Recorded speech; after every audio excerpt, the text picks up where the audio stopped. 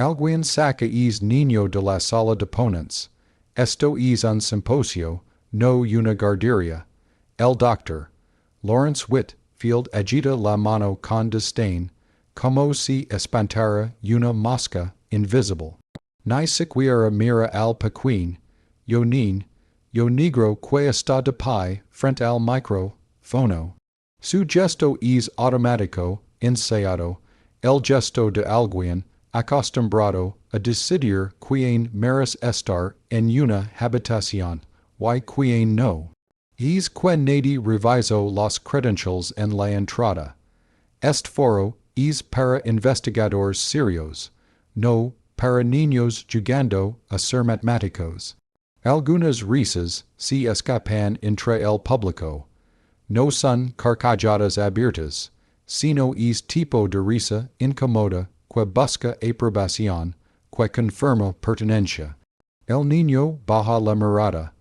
Los papeles que sostenía con tanto cuidado se le escapan de las manos y se dispersan por el escenario como joyas asustadas. Lo siento, señor Dice. Tengo una presentación programada. Numo currente y siete. Su voz tiembla. Es una voz baja, educada. Una voz que ha aprendido a hacerse pequeña para no molestar.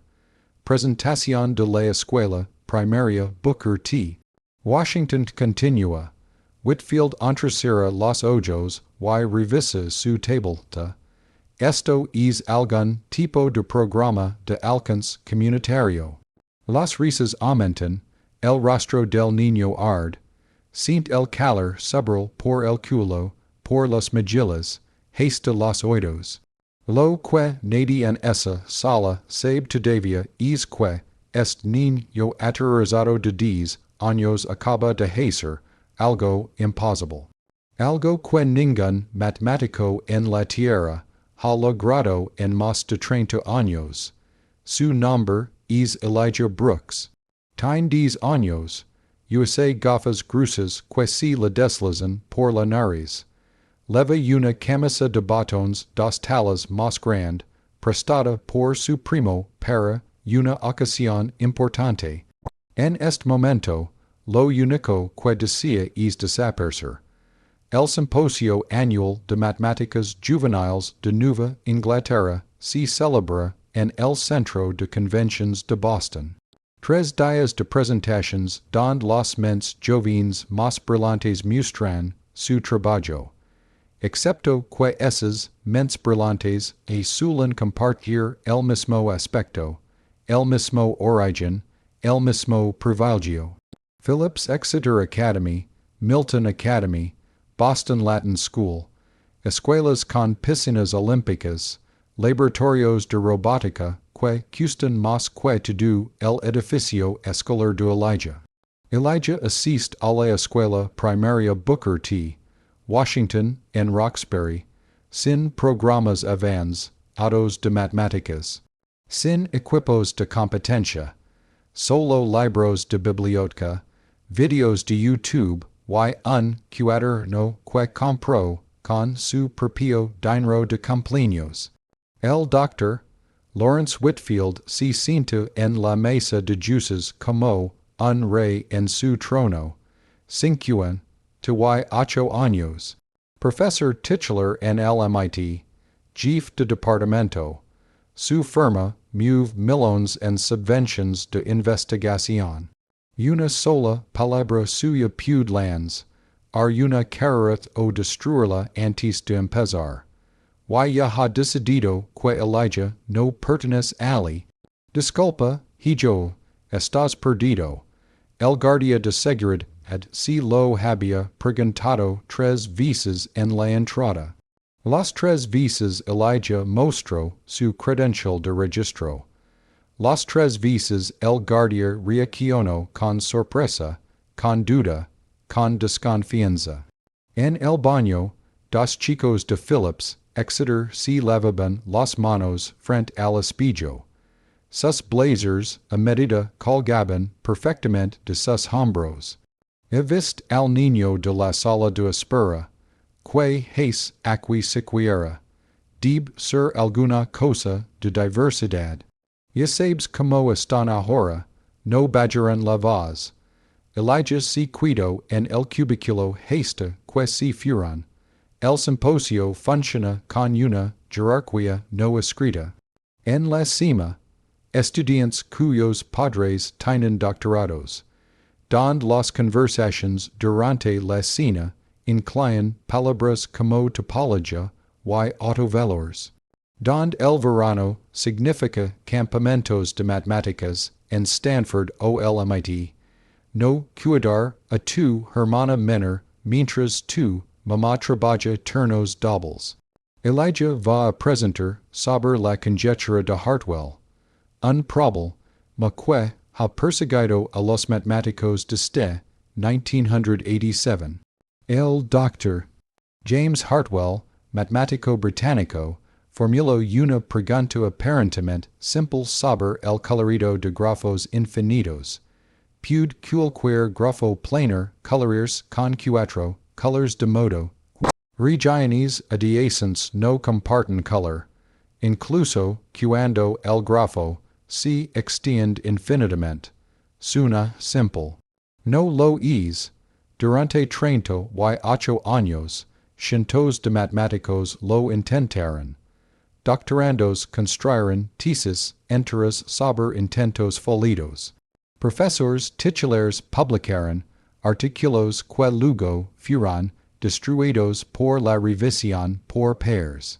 La conjetura de Hartwell pertenece a esa categoría especial de problemas que son fáciles de entender y imposibles de resolver. El propio Whitfield ha pasado 3 décadas persiguiéndola, 7 artículos publicados, docenas de conferencias, millones en financiación, nunca la resolvió. Elijah no lo sabe aún, pero hace 6 meses encontró algo. Un patrón, una forma distinta de mirar el problema que nadie había intentado antes. Pasó sus recreos en la biblioteca, llenando página tras página con dibujos de grafos en lápices de colores. Probando, filando, volviendo a probar, pensó que había encontrado una observación interesante, algo que valía la pena compartir. No sabía que había resuelto el problema. En Roxbury, 40 personas se opinion frente a una pantalla de proyección en el Centro Comunitario de Matemáticas. Niños del vecindario, padres que pidieron permiso en el trabajo, abuelas sentadas en sillas plegables. Todos miran la transmisión en vivo. En la primera fila está la Dra. Sarah Okonkwo, directora del centro. Fu ella quien convenció a Elijah de enviar su trabajo al simposio. Sus manos están entrelazadas con tanta fuerza que los nudillos se le han puesto blancos. En la pantalla, Elijah está inmóvil en el escenario, mientras Whitfield lo despacha como si fuera basura. Una niña de no más de 7 años tira suavemente de la manga de la Dra. Okonkwo, ¿por qué es señor está siendo malo con Elijah? Sarah traga saliva, no tiene una respuesta buena, no una que una niña de 7 años pueda entender, no una que no rompa algo dentro de ella. A veces dice en voz baja, los adultos se equivocan sobre otras personas. Pero Elijah está a punto de mostrarles lo equivocados que están. Ella espera tener razón, necesita tener razón. De vuelta en el escenario, Elijah se agacha para recoger sus papeles. Sus manos tiemblan tanto que los deja caer 2 veces más. 800 personas lo observan, andaridilas, tratando de recomponer su trabajo. Algunos se sienten incómodos. La mayoría mira hacia otro lado. Whitfield revisa su reloj. Este tipo de cosas es una perdida de tiempo murmura, lo suficientemente alto para que los jueces cercanos lo oigan. Lo que ninguno de ellos entiende todavía es que los próximos 5 minutos van a cambiarlo todo. Elijah finalmente reúne las joyas y se pone de pie. Sus piernas se sienten como agua. Joven dice Whitfield, cortando el murmullo. Este foro es para investigación matemática original. ¿Entiendes lo que eso significa? Sí, señor, responde Elijah. Su voz apenas se escucha. Tengo observations sobre la conjetura de Hartwell. La decoloración de grafos planares. La sala se queda completamente quieta. Varios juices se inclinan hacia adelante. La conjetura de Hartwell es legendaria. Casi 4 décadas sin resolverse. El tipo de problema que hace carreras o los destruye. La sonrisa de Whitfield no lega a sus ojos. La conjetura de Hartwell ya vio. Intercambia miradas con el juez a su lado. Ellos, estudiantes de doctorado, han intentado es problema. Profesores titulares de las mayores universidades del mundo han fracasado. Me estás diciendo que tú la resolviste. Has Camillas en el con la palabra resolviste. Risas dispersas en el público. No sé si la resolví, señor, dice Elijah. Solo encontré un patrón. Algo que quizá nadie había visto antes. La temperatura de la sala baja 10 grados. D'un patrón que nadie vaya, repite Whitfield, recostándose en su silla. Que interesante, es una pausa larga. Deja que el silencio se estire. Deja que todos saboren lo absurdo de la idea. Un niño de una escuela desconocida afirmando verlo que los mentes más brillantes del mundo pasaron por alto durante 40 años. Y te diré algo, continueth. Antes de que perdamos el tiempo de todos, hagamos un pequeño calentamiento. Un problema simple.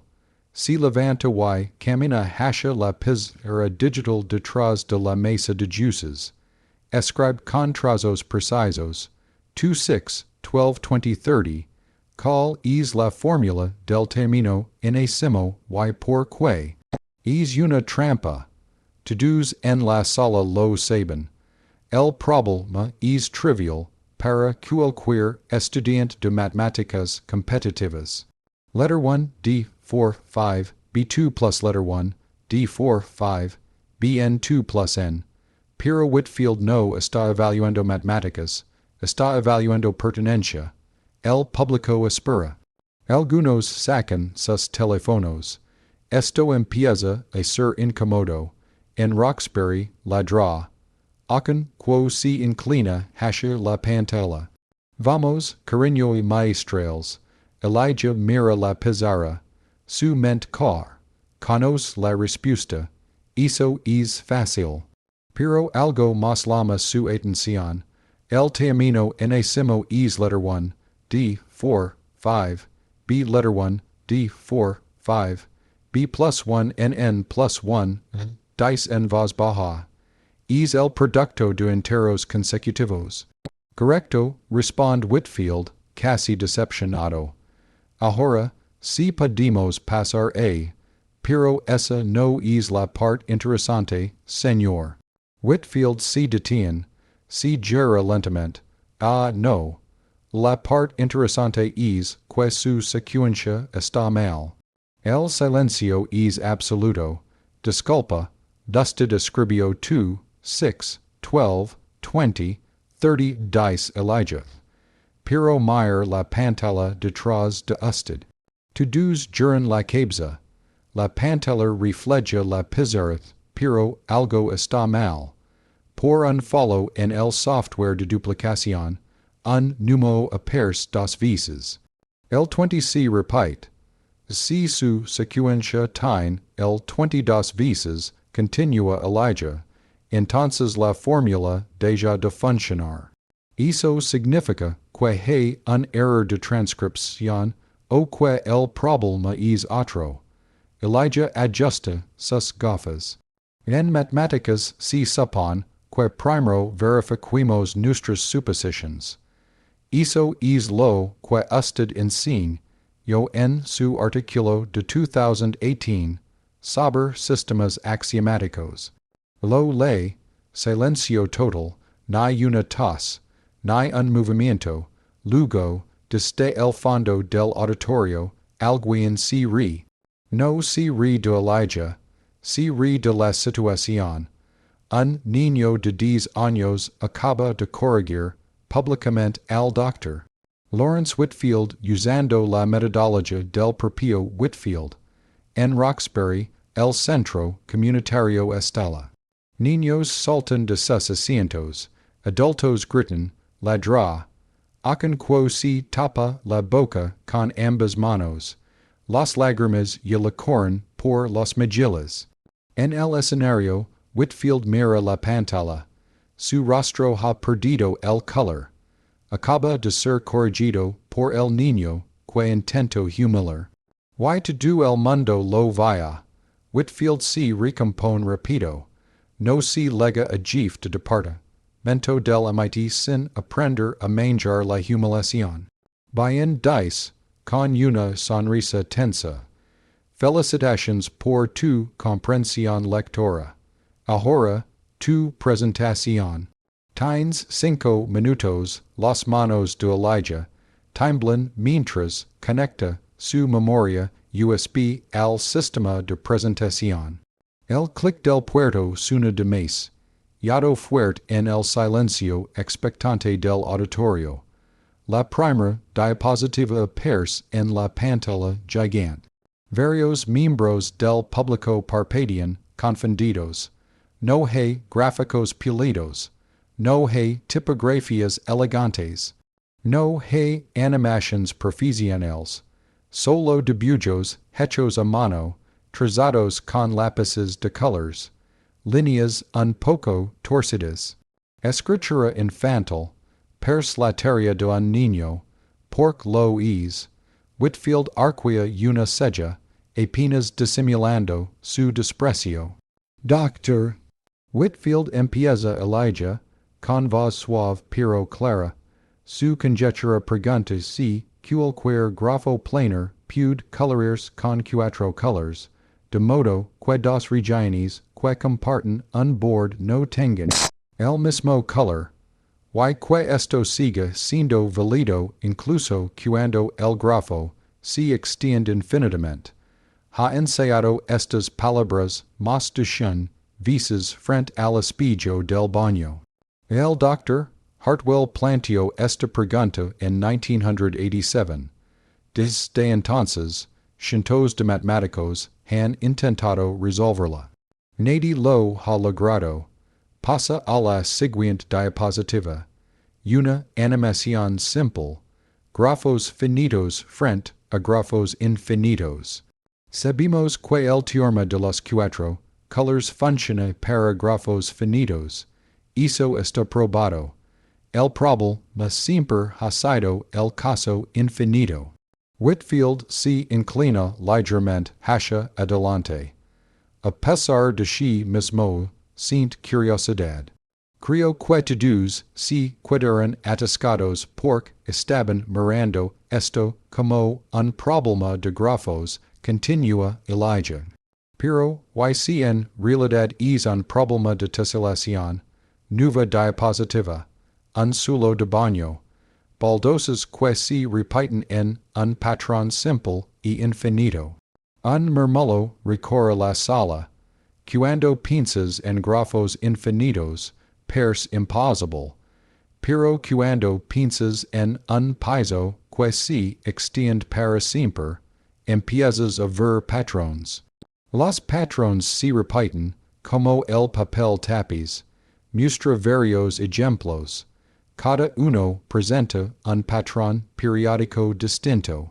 La pregunta del doctor, Hartwell es si la colores yan funciona para todas las disposiciones infinitas posibles. Pero eso es como preguntar cuál es el nu, mo más grande que existe. Un Jews se endereza en su asiento. No hay respuesta, dice Elijah porque la pregunta tiene un problema. Ladra, Patricia Ruiz, de Stanford, ya sabe hacia donde va esto. Pero si agregamos una sola condición, el problema se vuelve resoluble. La diapositiva cambia. Así solo consideramos teselaciones periódicas, patrones que se repiten infinitamente. Entonces cuatro colors siempre son suficientes. Y puedo demostrar por qué el auditorio está en susurros. Matemáticos sacan tabletas, otros abren cuadernos. Algunos ya están intentando verificar la lógica en tiempo real. En Roxbury, ladra.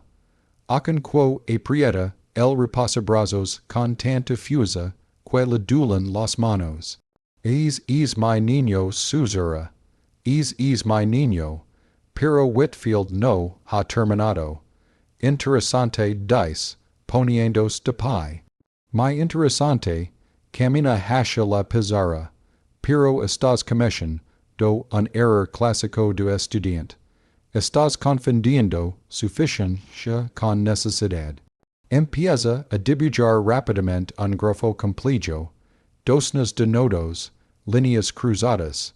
Se mueve con la seguridad de alguien que ha hecho esto miles de veces. Aquí tenemos un grafo infinito no periódico dice mientras coloreas. Según tu lógica, debería fallar la regla de los cuatro colors. Colorea con precisión, azul, rojo, amarillo, verde. Y sin embargo concluye, cuatro colors funcionan. Tu argumento colapsa. Varias personas ascienden. Pers que la presentación de Elijah acaba de desmoronarse. Elijah mira la pizarra. Su rostro palides. 800 personas lo observan. 50 mil más lo hacen a través de la transmisión en vivo. Esperan que se rompa. 5 segundos, 10, 15. Entonces Elijah habla tan bajo que la gente del fondo se inclina para escuchar. El Dr. Whitfield podría acercar el zoom a la esquina superior derecha de su grafo. La mano de Whitfield se congela. ¿Por cometió el mismo error que yo cometí en mi primer borrador? El nodo 47 y el nodo 52. Ambos están en azul y comparten una arista. La sala explota. Juices se levantan. Personas corren hacia la pantalla. Whitfield hace zoom con manos temblorosas. Y ahí está. Dos nodos adyacentes, ambos azules, conectados. Es correcto, dice en voz alto el doctor. Samuel Brooks, de Harvard, levantándose. El contraejemplo falla. Whitfield se queda mirando la pantalla como si lo hubiera traicionado. Confusión, comprensión, pánico. Es un error de dibujo dice. Lo hice demasiado rápido. Lo sé, Señor, responde Elijah con suavidad. Por eso uso lápices de colors. Así pudo revisar mejor. Levante su cuaderno. Páginas y páginas de grafos dibujados a mano. Cada uno colorido con cuidado. Cada uno revisado una y otra vez. ¿Cuántos nodos tenía el grafo del doctor? Whitfield, pregunta ladra, Ruiz, 63. ¿Y detectaste el error sin hacer zoom? Sí, señora. Tengo buena vista. Ajusta sus gafas. Algunas risas suaves recorren la sala. No se ríen de él, se ríen con él. Pero lo que acaba de ocurrir no es gracioso. Elijah Brooks, 10 años, acaba de sostener un grafo de 63, nodos en su mente, analizarlo en tiempo, real y detectar un único error entre cientos de posibles connections. Eso no es normal, eso es razonamiento especial de nivel prodigio. Whitfield ya no controla la sala. La pregunta ya no es si Elijah pertenece ali. La pregunta ahora es mucho más peligrosa. La sala de revisión privada no tiene cámaras. No tiene micrófonos. No tiene aplausos. Solo una mesa ovalada de madera oscura. Dos sillas y un silencio que pesa más que cualquier multitud. Elijah es el último en entrar. Sus pies apenas alcanzan el suelo cuando se sienta. Frente a él, dos de las mentes matemáticas más respetadas del mundo hojean copias impresas de su trabajo. No hay sonrisas, no hay hostilidad abierta. Eso es peor. La indiferencia académica mata más carreras que el desprecio. Whitfield no está presente, no por decisión propia. El comité voto, sin discusión, que no, ladra. Ruiz rompe el silencio. Elijah, puedes explicarnos por qué restringes el conjunto a teselaciones periódicas sin perder generalidad relevante. Elijah traga saliva. Esta no es una pregunta retórica, es una trampa lógica. Porque la conjetura original intenta abarcar todos los grafos infinitos posibles responde. Pero eso incluye configurations que no son físicamente realizables ni matemáticamente constructivas sin axiomas adicionales.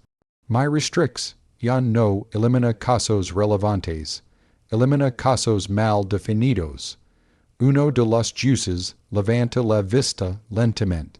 Estás diciendo que el problema, tal como está formulado, es defectuoso. Sí, señor, un murmullo leve. Explícalo, Elijah asiente. Un grafo infinito sin periodicidad puede codificar información arbitraria. Eso significa que su coloración depende de elecciones no computables. Si aceptamos eso, la conjetura deja de ser matemática, y se vuelve filosófica. Silencio, ladra. Acon quo sint que el corazón, si la sale del pecho. El jus brux se inclina hacia adelante.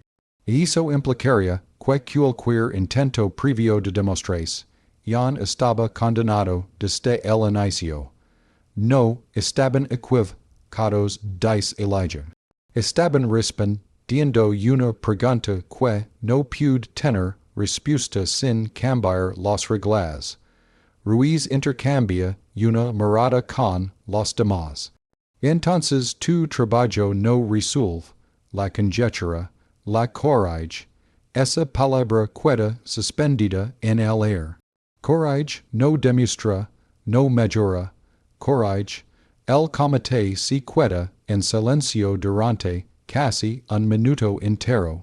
Finalmente, el doctor, Liang del MIT, habla por primera vez. Tu argumento depende de que toda teselación periódica tenga un dominio fundamental finito. Correcto, y si es dominio tiene simetría rota, Elijah sonríe, por primera vez. Entonces el dominio fundamental se redefine. La periodicidad, ad no desaparece, se desplaza, saca una hoja doblada de su mochila, la despliega con cuidado. Un patrón complejo a pers caótico, est patrón pers no periódico dice, pero si aplicamos traslaciones compuestas mueve la hoja.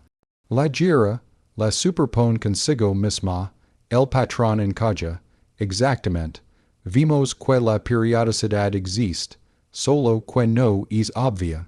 El doctor, Liang se queda mirando el papel, como si acabara de ver un truco de magia. eso es correctos murmura. El jus brooks si recusto en su silla. Quien te ayudo con esto? Elijah niega con la cabeza, nadi. Ni professors, ni tutors, mi mamá me ayudó con la gramática, ladra, Ruiz sonri, casi sin cur. Cuanto tiempo levas trabajando en esta idea, Elijah piensa, de que tenía 8 años, ¿por qué no la enviaste antes? Porque pensé que era obvia responde. Y luego pensé que seguro alguien más ya la había hecho. Y luego pensé que quizá era incorrecta. Y que cambio, Elijah levanta la mirada. Usted dijo que los niños no pertenecen aquí. Silencio absoluto. No hay enojo en su voz, no hay resentimiento, solo un hecho, ladra, Ruiz baja la mirada. El comité vuelve a hojar los documentos. Páginas, diagramas, demostrations auxiliares, lemas claramente formulados. No hay errores obvios. No hay saltos ilegítimos. No hay magia, solo lógica impecable. El doctor Brooks cierra su carpeta. Tenemos que ser claros dice. Esto no es una prueba completa en el sentido clásico. Lo se dice Elijah, es un marco que redefine el problema. Así, señor, otro silencio largo. Finalmente, Ruiz habla. Elijah, si est marco si soshan bajo revisión por pares, cambiará como se enseñan los grafos infinitos. Elijah parpadea, diso es bueno, alguien sul, to una raza breve, es enorme, Ruiz se inclina hacia él. Tenemos una propuesta para ti. Elijah aprieta los bordes de su silla. No es una admisión formal continua. No todavía. Pero queremos que trabajes con un grupo de investigación durante el verano. Acceso completo. Mentors, recursos. Tengo que dejar la escuela. No. Puedo seguir jugando fútbol. Ruiz sonri de verdad esta vez. Por supuesto, Elijah asiente. Entonces she, la votación es rápida, unánime. Cuando la puerta se abre y Elijah sale al pasillo, el mundo exterior no sabe lo que acaba de cambiar. Pero cambiará, no hoy, no mañana, pero Elijah ya se movió, y ya no puede volver atrás. La noticia no explota. Se filtra, primero como un rumor en foros académicos cerrados. Luego como un comentario incómodo en listas de correo. Después como un hilo cauteloso en redes, donde nadie quiere ser el primero en exagerar. Un menor propuso un marco nuevo para grafos infinitos. No es una prueba completa, pero es sólido. Revisen el apéndice B. No encuentro follows. Los mensajes se multiplican. Al tercer día, alguien filtra el video completo de la presentación. Sin cortes, sin edición, sin música dramática. Solo el momento exacto en que un niño de 10 años señala un error en el contraejemplo de un catedrático intocable. El clip dura 2 segundos. 2 segundos que recorren el mundo. Twitter, YouTube, TikTok académico, foros de matemática pura, grupos privados de profesores. Nadie habla del teorema. Hablan del silencio posterior. Del momento en que Whitfield deja de ser el centro de la sala. Los titulares ligan después.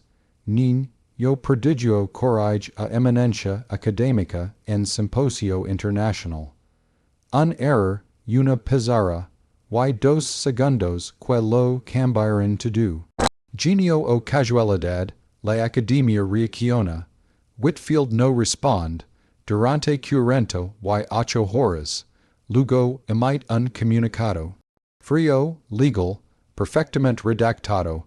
el intercambio few part del debate académico normal, cualquier insinuación de humiliación es una narrativa mediática simplista, pero nadie lo compra. Los correos internos se filtran también, no los que escribe, los que recibe, solicitudes de aclaración, preguntas sobre versiones previas, invitations canceladas.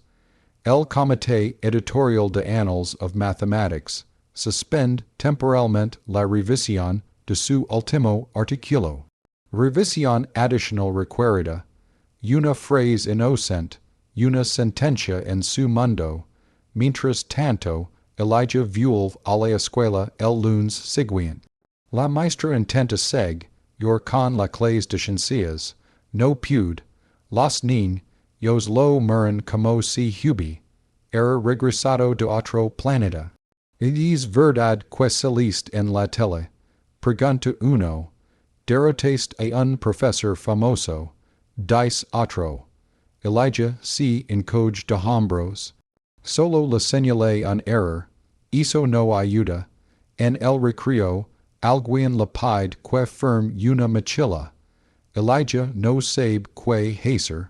Firma, con letras torcidas, en casa, ladra. Acon quo observa todo desde la cocina. Orgullo, she, pero también miedo. Ha visto esto antes, no en matemáticas, en música, en deportes, en niños elevados de más. Ya lo repito. Vamos a poner límites dice esa noche. No entrevistas sin mí, no viajes sin mí, no genio en los titulares. Elijah asiente, no quiere ser un símbolo, quiere terminar su rompecabezas. En la universidad, el grupo de verano se forma en silencio. No hay comunicados oficiales, solo nombres que aparecen en un documento compartido. Ruiz, Liang, Brooks. Dos postdocs, un niño. Los primers seasons son extraños. Nadie quiere hablar como a un niño. Nadie quiere hablar como a un colga. Elijah rompe la tensión el segundo día. Si digo algo mal, por favor díganmelo dice. No me voy a ofender. Solo quiero entender. Eso cambia todo. Los debates se vuelven reales, duros, intensos. Elijah defiende ideas. Seed otras, aprende, pero también enseña. A mitad del verano, el borrador toma forma. No se titula como una prueba. Se titula como lo que es. Sobre la reformulación de problemas de coloración en grafos infinitos mediante periodicidad estructural. Sutil. Elegante, impossible de ignorar. Whitfield lo lee una noche, solo, sin asistentes, sin estudiantes. Lega a la página 37. Si detiene, vuelve atrás, lee de nuevo, ahí está. El punto exacto don su enfoque se rompe. No por falta de inteligencia. Show he wasn't even in MOSCOW on the night Mino, he POR Pater SCOA, ISDTUMBRE. Happened and truth Lockhart just heard the story from someone and later added it to his own memoirs. Por haber aceptado una pregunta mal formulada durante décadas. Cierra el documento. No escribe nada, no lo critica, no lo elogia.